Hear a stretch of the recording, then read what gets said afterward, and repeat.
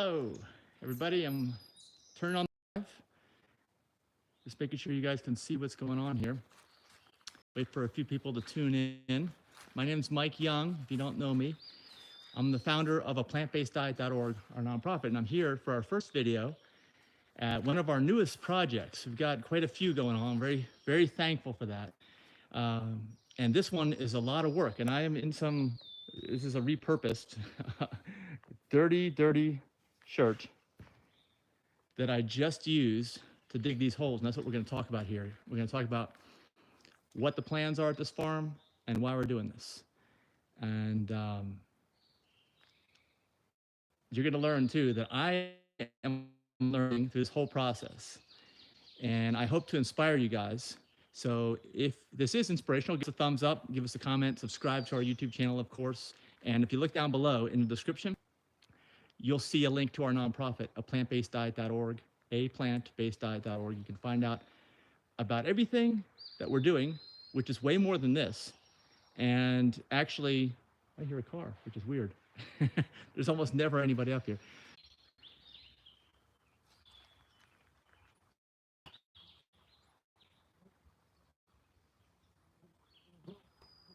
All right, what we want to do is grow some of our favorite northern fruits here, because where I am is Virginia, in Western Virginia, almost in West Virginia. And you can see behind me, daylight. The reason why you can see daylight is because that's the ridge. This is called Mountain Ridge Farm, and we are right up on the ridge of the mountain. Right over that ridge is straight down, or very steep hills down. And over this way, on the other side of me, is same thing, down. We are way up on the ridge, 4,000 feet above sea level, which is cool because for the US, we don't really have a summer here in the United States. We don't have air conditioning. We only have heat here at the house. We have an off-grid cabin here on the property that somebody actually, they bought the land and they built that property by hand between 1981 and 1982 on weekends. And believe it or not, this was a hunting property because we're adjacent to some hunting lands, and you can see the forest all around me. It's great for hunting, but we do not recommend hunting. And we are trying to repurpose hunting lands, which is what we're doing. I'm digging these holes here because this is an open area on the property. It's almost completely forested, except for this area that's open. And in this area, we want to use it to grow food. And yeah, as I said earlier in the video, I don't know what I'm doing. I used to grow, my grandparents kind of taught me gardening as a hobby in elementary school, late elementary school, early middle school. And then, everything else as a teenager got in the way. I was abandoned. And that's not even looked upon as a great thing, it seems like, anymore. Although I believe that as we move into the future, through our nonprofit, we see this too, that we're going to need to learn how to grow our own food because it's the only way to know what you're actually eating. And you do need to know what you're eating. And as you can see in the title of this video, wherever that happens to be, this farm is regenerative. It is zero chemical and better than organic. I couldn't fit that in. Better than organic, okay? Organic is a nice standard. It's the best standard you can get out there. It doesn't mean chemical free. And of course, again, and I have a new slogan I coined called normalize ripe fruit. Because even if it looks colorful, in so many cases, like tomatoes, it's not, because they pick them green and gas them to turn red. The bananas, also, I think they gas the bananas. It's almost impossible to find a ripe pineapple, although I'm a great ripe pineapple hunter. That's another one of my titles. As you see, if you saw like Mountain Ridge Farm come up recently in LinkedIn or Facebook, you'll saw that I am a forest bather, a ripe pineapple hunter. I hear a wild turkey. You hear that? I think it's a wild turkey. There's all kinds of wildlife out here, and of course, we're leaving them alone. I'll pet them if I can, including bears. There's all kinds of wildlife out here. Like I said, we are repurposing, adaptive reuse here of a hunting property. Now, one of the things I really like about this property is it's so quiet. And yet we're still connected to the internet. And like I said, there's no summer here during the northern growing season for northern fruits like cherries. We're going to go cherries and grapes. Anyway, also the woods on here, they're not, see, these trees aren't very thick. You're like, oh, Mike, somebody must have logged this like 10 years ago. No.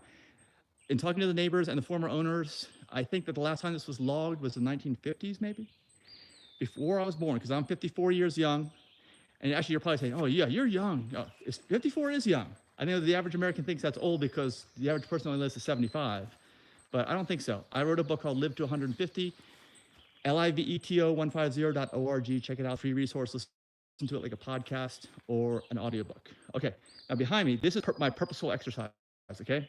I got 1, 2, 3, 4, 5. South is that way. So we wanted to angle these holes so that they are getting as much southern exposure as possible. Okay.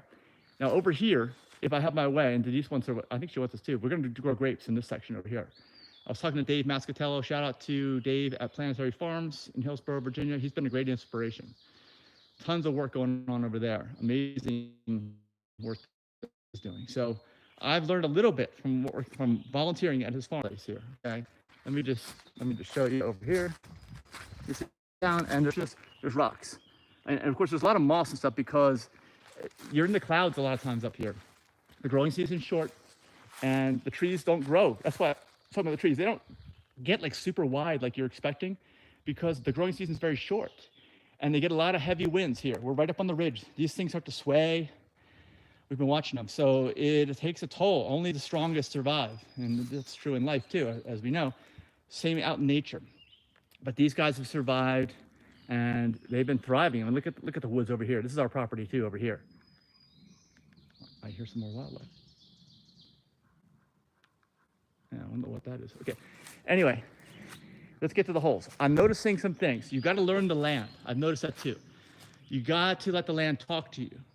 Now, some land will talk to you in a way that it tells you, we do not want you to plant anything here. I don't think that's the way this one is talking to me. I think that it's getting better every time I put some work into it. And farming is a lot of work, all right? I will tell you, if you're not ready to work hard, you're not a farmer. So many farmers actually don't work. They just resell stuff, believe it or not. Unless you really investigate, you don't know that. But I am the guy who's going to grow all this. I'm going to be involved in every step. The only thing I'm not doing is the baby plants. We are ordering them. We already did. And they'll be in next week. They're going to go in the ground next week, so I'm getting ready now. It rained all last night. It's so wet here. Even at the top of the mountain. This is the very top. It's only got there to come down. And look at this. I'm noticing that this is full of water. Okay, now this is at the lowest elevation because we go up higher. We're up about 4,000 feet. Okay, the house behind me is at 4,000 feet, so this is probably about 4,000. This gets a little bit higher up to the road, not much. This one's full of water. So what I'm gonna have to do with this cherry tree when it goes in, I brought some organic topsoil to go along with this. It's already been delivered. I'm gonna mix it in, but I'm gonna build it up. Okay, because now that I see this after the rain. You don't want your roots, I know this from any plant, soaking in water, unless it's the type of plant that is designed to soak in water like a swamp plant, which sweet cherry trees are not. If these roots are sitting in that water, it's a problem. So I don't want the roots to go below there. So I'm gonna have to build all this up actually around here with the soil that I have had delivered. I'm realizing that now, and I'm glad I had a lot of soil delivered. That's what I'm gonna have to do. I'm gonna build something all the way around here to raise the whole surrounding area up. And I'm gonna plant in here so that the roots are above this water level, actually. I do not ever want them to get that low. So this is good to learn. You gotta learn about where you're growing. And now I see when I go up here, a little bit higher, okay, I'm finding this one's also getting full of water, but at a lower level. So same thing, we're gonna build this one up around the sides with the topsoil that I brought in, and I'm gonna mix that topsoil with this native soil here that I have, so it's not just new topsoil, it's also native soil that's in here. And like I said, and this is cool because I wasn't expecting to have this deep of a native soil. I mean, look at this topsoil. This has never been removed. So many areas in the US or anywhere, that's what they do before they do something with the land. When they repurpose it, they skim off all the topsoil, and then you have to start over from nothing. That's what I'm used to. If you are, let me know down in the comments. But I'm so thankful that I found this out. I thought, like I said, I thought I was going to be hitting solid rock. And let me show you, I'll show you some of the rocks I've already dug out with this pickaxe. And this is hard work. And like I said, I'm 54 years young, but you have to do purposeful exercise like this. This is not something to be avoided. And you might say, oh, Mike, well, my back's bothering me, or it's going to hurt my back. Well, yeah, that's a serious issue. But you got to not get injured. You got to work smart, not hard. Smarter, not harder. I have a chapter in my book, Live to 150, on back pain and how to resolve issues. Some issues that are severe trauma and emergency medicine I cannot help you with, but most of them are not, thankfully. And again, like I'm bending down. See how I'm bending down? Instead of standing up and hunching over, don't do that. You don't want to do that. And that's the way I used a pickaxe too. I'll show you. I used a pickaxe on this. It's more than just wet soil. I only hit the wet down here. It's a lot of dry soil. but at least it was softened up. I think a good time to actually dig is right after it rains like it did all night long, which is really cool. So let's move on to the next hole. See, this one is a little water, but a little bit lower. And actually here's the pickaxe that I've got. And you can see my gloves, nice and muddy. And I actually dug these holes. And this is nice and muddy here too. The pickaxe, or mattocks, whatever you want to call it. Yeah, it's a lot of work, but it's great for you. The human body is designed to work, designed to move. This is what we're all about here with the nonprofit. So this project kind of brings all this together. It's like I'm doing purposeful, vigorous, aerobic exercise and strength training combined into one by swinging this pickaxe and digging these holes. And I'm also going to feed myself with food that I know how it was grown. Like I said, regenerative, zero chemicals, and better than organic. That's what we want. You cannot get the stuff at the store. And yeah, if you have an amazing relationship with a farmer and you're able to get the stuff, more power to you. But even then, trust somebody. It's better to learn how to do it. There goes the. There you go. I had it balanced for the video. It had fallen down before. They're so muddy. I was trying to dry them out. You see that? Look at that mud. All right. Always wear gloves. Always wear eye protection too. I have clear eye protection besides these sunglasses. You never know when something's going to bang you in the eye too. You got to be smart. Work smarter, not harder. That's the thing, okay? Don't let anybody in modern society tell you that this kind of work is bad for you. It's good for you. And if you can get a job where you get paid for doing that, well, we're just volunteering right now at the nonprofit. I can tell you that. We would love to get paid. And if you feel like donating to us, you can either give a super thanks below, commensurate with the amount of value you're getting from this video. Hopefully it's motivating for you. Or you can go to our website at aPlantBasedDiet.org and click on give. There's many ways: Venmo, PayPal, and Zelle, I think. And it's totally tax deductible US. We're a 501c3 from the IRS. I'm not gonna go too much further from these holes, I don't think, other than to show you this one, okay? Because the other ones are kind of, this one's got water in it too. Well, I will say, see, this one's got water in it, okay? It's also got some big rocks that you can see. I've been digging out some big rocks. The other ones don't have holes, they're a little bit higher. So those are gonna plant at ground level. This one's gonna be raised up a little bit. And then those two are gonna be raised up. It's like this one over here, a little higher, and then the one beyond that, higher still. Again, you gotta learn the land of where you are, the lay of the land. You can see how much daylight is up there. You know we're at the ridge. That's the Mountain Ridge Farm. That's why we figured, what are we gonna name this place? Mountain Ridge Farm, that's it. It's exactly what it is. And like I said, no summer here. This is great. It's great working outside. It's not super humid or anything. It's great weather to work outside too. And yeah, I know there's disadvantages because we have a short growing season and in maybe a few years so we can get fruit off of these, but we're okay. We're willing to wait. I expect to be alive for another 100 years, right? I got plenty of time. I got to wait 3, 4, 5 years to get some sweet cherries. And these are not dwarfs. These are the regular size cherry trees. 1, 2, 3, 4, 5. We've got to take precautions. I think anywhere you got to take precautions. Because a lot of people say, you know, we're a 100% vegan organization. And people say, oh, you vegans kill more animals than non-vegans. And we're like, why? Because you're farmers. And there is some truth to that. They're out there shooting, trapping, killing all kinds of varmints or animals or whatever you want to call them. They all have their purpose, but they are annihilating them because they're eating their crops. Now, Dave over at Planetary Farms, he's fenced his area. He's learned that's the way to go. You gotta get super high fences is what you need to get. No one dies, okay, with super high fences. I don't have fences here, and I don't want to fence in because I got bear, we got deer, we got everything out here. The wild turkeys are going all over the place. So what we're gonna do is we're gonna use these tubes that kind of protect. I think they're like 6 feet tall, and there's like a little greenhouse with holes in it, and it's got a stake to hold it up. And that's what we're gonna use to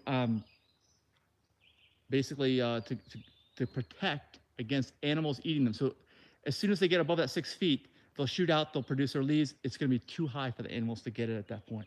So we've kind of like leapfrogged, if that's a vegan term, over the native animals that are in the space. Now for the grapes that we're gonna put over here, in this area, I had to build a trellis for them to go up, and Dave tells me that they're aggressive and they'll move up faster than the animals can do anything about them.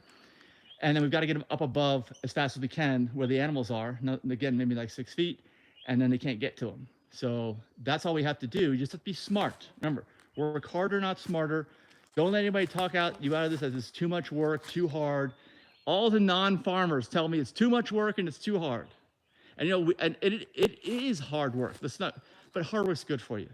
When we did veg fests for our organization, we used to give farmers the best rate we possibly could for anyone who attended, which was zero, no cost to attend our events as a vendor. We don't do them anymore, but we know it's a lot of hard work.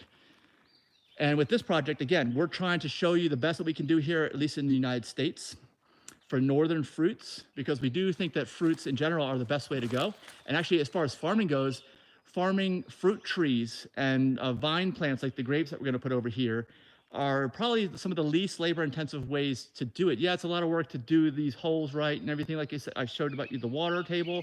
All of this has to be taken into account, because if I didn't recognize that and I planted these all at the same level, well, the water would soon drown the roots, and that would have been a giant waste of my time. I would have said, oh, I can't even grow in this area. But as you can see, trees do grow in this area. Okay, they're growing.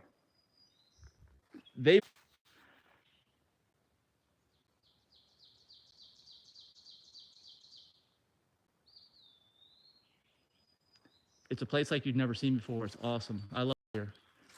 So soon we'll be able to eat out here too. Some food. And you might wonder, how are you going to do this, Mike? You're out in the mountains. You got nothing here. You're going to grow without chemicals? How are you going to fertilize these plants? Huh? Well, many ways to do that. One of the ways is the compost pile. And I will do a video on that soon, maybe even today. So you can see what the compost pile looks like and see how it's going. So that's been going for a while. You got to get a head start on that. All right.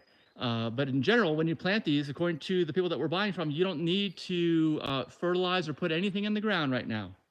You don't need to do any of that. Just mix in your native soil with any kind of topsoil or amendments. And like when I say amendments, I mean natural, non-chemical, non-animal product.